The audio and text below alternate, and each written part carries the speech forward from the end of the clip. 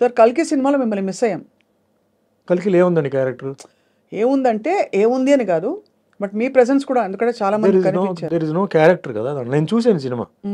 I didn't find any character that you could have done. అంతే. అంతేనా? అంటే అందరూ బిట్స్ గానే ఉన్నారు. అది కాదు, అట్లా చేయడం కాదండి. ఇప్పుడు రామ్ గోపాల్ వర్మ చేశారు, రాజమౌళి చేశారు, అలా కాదు. నాకు చేస్తే అది బాగా లైక్ శివాజీలో ఆ క్యారెక్టర్ స్టూడ్ అనమాట అండి, విలన్ క్యారెక్టర్. అవును, అట్లా ఉండాలి. కరెక్ట్. అంటే లేకపోతే నన్ను పెట్టింది వేస్ట్ అవుతుంది, నేను చేసింది కూడా వేస్ట్ అవుతుంది. కానీ అందరూ పెద్ద పెద్ద స్టార్స్, ఇప్పుడు విజయ్ దేవరకొండ గారు బిట్లోనే ఉన్నారు. అదే బాధ నాకు. ఇప్పుడు ఏమవుతుందంటే అందరూ ఉన్నప్పుడు మనం ఎక్స్పెక్ట్ చేస్తాం. అవును, వి ఎక్స్పెక్ట్ సంథింగ్ కదా, ఆ ఎక్స్పెక్టేషన్ లేనప్పుడు డిసప్పాయింట్మెంట్ ఉంటుంది. అవును, వాళ్ళ ఫ్యాన్స్ కూడా డిసప్పాయింట్మెంట్ ఉంటుంది. అవును, కరెక్టే. అది రాంగ్. అది చాలా మంది చేసే తప్పు పని ఏంటంటే ఇలాంటి స్టార్స్ని పెట్టేసి అనౌన్స్ చేసేస్తారండి. అందరు పరిగెత్తుకొని వస్తారు, వస్తే అక్కడ ఉండదు. ఆ లేనప్పుడు డిసప్పాయింట్మెంట్ అవుతుంది. వాళ్ళ హీరోని అలా చూడడం ఎవరో డిసప్పాయింట్మెంట్ ఉంటుంది. తగినంతగా కనిపించలేదని ఒకటి. ఇప్పుడు నాలాంటి వాళ్ళని పెడితే ఏమి ఊరికే వచ్చి నిలబడి ఏదో కత్తి పట్టుకొని పెట్టుకుంటే ఏం ప్రయోజనం అండి? సినిమా నచ్చిందా నాకు? ఐఎమ్ మాస్ సినిమా గోవర్ అండి. ఫ్రాంక్గా చెప్పాలంటే నాకు ఫస్ట్ హాఫ్ కొంచెం డ్రాగీగా అనిపించింది. ఒక అరగంట తీసేయచ్చు. ఎస్పెషలీ ఆ బాంబే హీరోయిన్తో సాంగ్, ఆ ఫైట్ అంత ఉంది చూసారా, అది కథకి అది రావట్లేదు. అది తీసేయచ్చు. Second half making wise, futuristic, అదంతా ఓకే. నన్ను అడిగితే ఫస్ట్ ఇస్ ద డైరెక్టర్ అండి. ఈ మన తెలుగు ఇండస్ట్రీకి ఒక హాలీవుడ్ డైరెక్టర్ ఉన్నాడు అని ఆయన ప్రూవ్ చేశాడు. నాగి గ్రేట్, నాగశ్విన్ గారు. సెల్యూట్. సెకండ్ థింగ్, ఆ సినిమాలో ఐఎమ్ సారీ టు సే అండి, Amitabh Bachchan's role is the dominant role అండి. అవును, ఆయనే ఫస్ట్ హాఫ్ అంతా, అసలు మొత్తం ఫస్ట్ పార్ట్ అంతా. Next part Telugu dubbing, Telugu song, ఇదంతా ఆయన చేశారు. కమల్ హాసన్ బిగినింగ్లో ఒక షాక్, ఎండ్లో ఒక షాక్.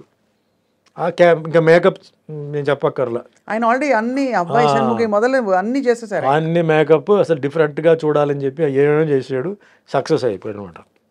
ప్రభాస్ నా ఫీలింగ్ అంటే I like Prabhas. Prabhas should be shown like Tarzan. Is got the physique of Tarzan. నేను అది అక్కడ మిస్ అయ్యాను. ఆ హీరోయిక్ ఎలివేషన్ అంటారా? ఆయనకి ఏదో ప్లేట్ పెట్టి, అది పెట్టి, ఇది పెట్టి, ఇదంతా ఆర్డినరీ దీంట్లో వచ్చేసింది కదా బాహుబలిలో. Repeated dressing, Baahubali type of dress and all that.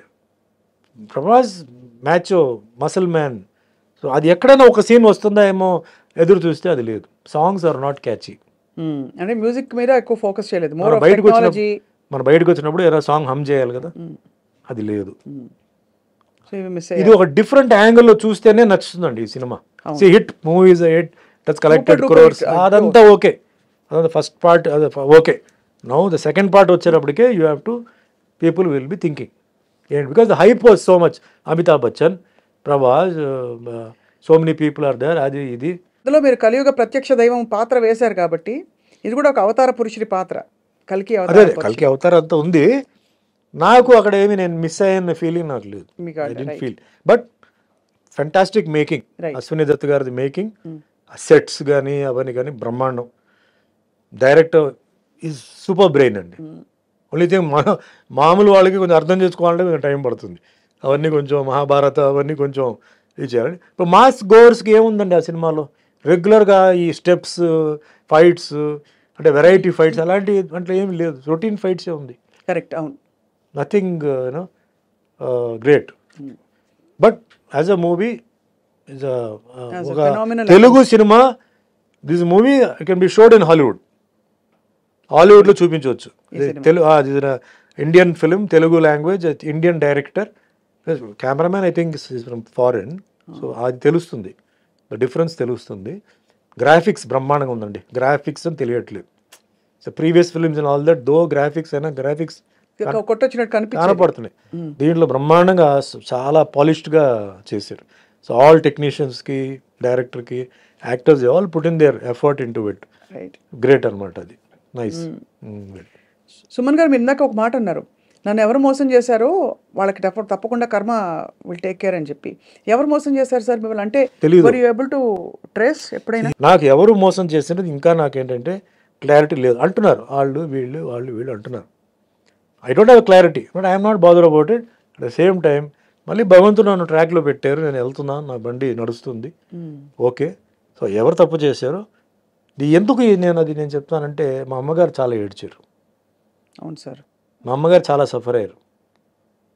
నేను ఆవిడ కోసం ఈ మాట అంటున్నాను. ఆవిడ ఆత్మకి శాంతి రావాలని చెప్పి నేను చెప్తున్నాను. దెబ్బ నాకు కాదు, దెబ్బ మా అమ్మ కూడా తగిలింది. నేను ఎంతో గారభారంగా పెంచి ఎంతో చేసి ఆవిడకి అది తగిలింది. అది సో నేనేం చెప్పట్లేదు, అది వదిలేస్తున్నాను. సరే కర్మలో అది నేను చేయాలి. మీ కర్మ ప్రకారం మీకు ఏముందో మీరు అనుభవిస్తారు. అది ఒక కొరియర్ వస్తాడు, చేయిస్తాడు, తప్పదు. అందుకే మీరు కొన్ని న్యూస్ మీరు చూస్తే ఘోరమైన యాక్సిడెంట్లో చనిపోయారు, ఘోరమైన దీంట్లో ఇది జరిగింది, ఆత్మహత్య చేసుకున్నారు, రోగం వచ్చి హాస్పిటల్లో ఎన్నో నెలల నుంచి ఉన్నారు. ఇవన్నీ కర్మ అండి. ఇది డబ్బు, పవర్ అక్కడ ఏమీ చేయడానికి లేదు. సో నేను దాన్నే నమ్ముతున్నాను. నేను ఎవరన్నా చెప్పాలంటే కూడా నేను భయపడతానండి. సుమన్ బోలాశంకరుడు ఏం కాదు, సుమన్ మంచివాడు. లోపల ఇంకో సుమన్ ఉన్నాడు, పిశాచి వాడు పడుకుని ఉంది లోపల. కానీ ఓ అమ్మాయి నేను ఎవరండి మిమ్మల్ని శిక్షించడానికి, మిమ్మల్ని తిట్టడానికి నేను ఎవరు? నాకు అర్హత లేదు. తప్పు చేసినప్పుడు నేను చెప్తాను, ఇది వద్దు, బాగాలేదు, చేయొద్దు. ఒకసారి, రెండుసారి, మూడోసారి నువ్వు వెళ్ళిపో అంటాను. మా స్టాఫ్ అందరూ వాళ్ళకి తెలుసు నా గురించి, అడగండి. ఎప్పుడైనా ఎన్నో తప్పులు వాళ్ళు చేస్తారు, మనుషులే కదా, ఎన్నో తప్పులు చేస్తారు. నేను చెప్తాను ఇలా చేయవద్దు అంటాను, చేయవద్దు అంటాను. దాని తర్వాత వాళ్ళు కరెక్ట్ అవుతారు. నేనెవరండి వాళ్ళని శిక్షించడానికి, కొట్టడానికి? నో, రాంగ్ అది. సో ఎవరైతే చేస్తారో ఆ శిక్ష అనుభవించి తీరాల్సిందే. అది సర్పదోషం అంటారు, దాన్ని ఏవేవో దోషం అంటారు. కానీ ఉండపళంగా ఒక అమాయకపు ఒక మధ్యతరగతి కుటుంబం నుంచి వచ్చి సినిమాలో ఇంట్రెస్ట్ కూడా మీరు ఎప్పుడు ఎక్స్ప్రెస్ చేయకుండా ఓవర్ నైట్ చక్కగా స్టార్డమ్ వచ్చి స్టార్ అయిపోయి సక్సెస్ చూసిన టైంలో ఒక పెద్ద బండరాయి వచ్చి మీ నెత్తి మీద పడి మీరు సొసైటల్గా అవమానాల పాలయ్యారు. మీ గురించి రకరకాల మాటలు అన్నారు.